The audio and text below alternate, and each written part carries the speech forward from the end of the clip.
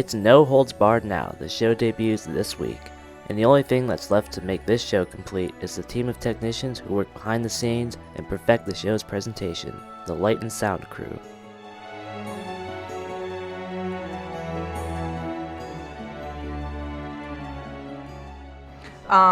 The first step that we go through is to get our hands on a script, and then usually the stage managers go through the script and we figure out how many headset microphones we're going to need. Rental is a big part of doing shows like this. You have to rent equipment.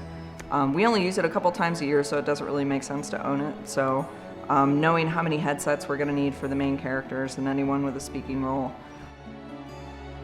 This show is very headset heavy because there are so many characters with maybe just a few lines, or there's big characters. We're running 20 headsets on this show. We've never done that many before. Whereas before, shows were very chorus heavy, so we had a lot more hanging mics above the stage. So we've kind of flipped it on this one. We have fewer hanging mics and a lot more headsets. But compared to all the complexity of sound, the lighting, according to Ms. Strout, is much simpler. A lot more dramatic lighting. So lighting angles that are, I don't know, I think you're going to see a lot more shadows in the show. There's a lot of side lighting that I've seen. We just were able to hang all the lights today and yesterday. So lighting, I mean, is really the last thing to go into the production. So, how long does it take for all the light and sound to come together? The second show. No, it's a running joke that opening night is always the actual tech rehearsal because everybody's very nervous. You know, these kids have put in so much time rehearsing. As tech people, I mean, we really do swoop in at the end and make our thing happen. So for the kids who have been rehearsing for months, and the director that's been putting in all the time, and the musical director, we want to do our best to make sure those kids have a great time because they've put in so much work, you know? So our job is to make them sound good, make them look good, so the whole show comes together.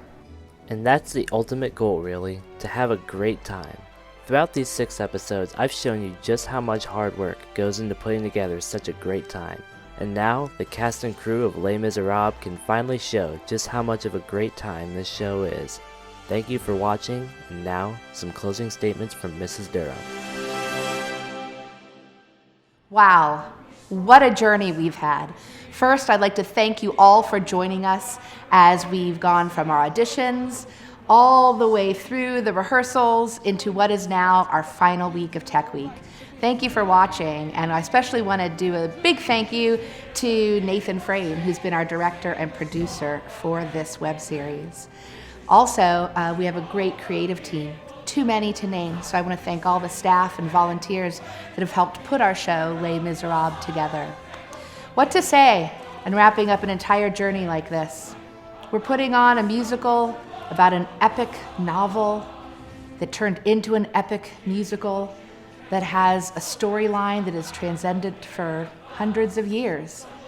We're looking at homelessness and social injustice and all of those things that we struggle with today. And our hope for you, the audience of this series, and for those of you who come to see the show, is that you take a look at that and you take a little something away.